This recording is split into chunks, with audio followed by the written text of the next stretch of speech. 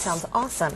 Well, it's called a Biblical Anti-Dieting Plan for Weight Loss. And it's a program created by an Oklahoma doctor. Dr. Rita Hancock practices in Norman and is famous for her Eden diet. Thank you so much for being with us, Dr. Rita. Thanks for joining us. Lauren. Thank you, Christina. Okay, so tell us about, weight control is a problem and something on all women's minds. So tell us a little bit about your professional and personal experience with weight control.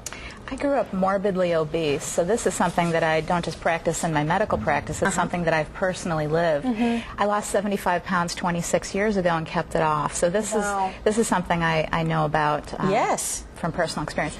The best thing I can tell your viewers, the one thing that they need to take away from this is waiting to eat until they're physically hungry. Okay. Now, probably everyone here, even people who are very, very slim, have experienced urges to eat when they weren't physically hungry. Yes. We females know what that's all about. Often emotions really get to us.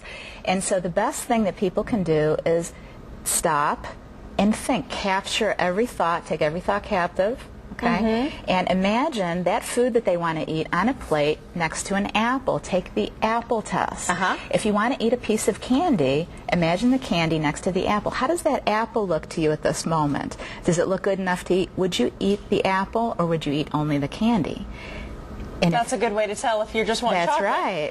Or if you're truly hungry, you'll eat the apple. Exactly. When you're hungry, you'll eat Melba toast, you'll eat saltines. You don't care what you eat when you're hungry. Right. So if you wouldn't eat an apple at that moment, you don't get the candy. But if you want to lose weight, you can't eat all the candy you want because that might be too much.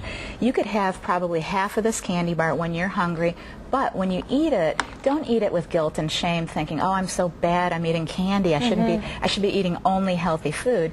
Eat it with joy.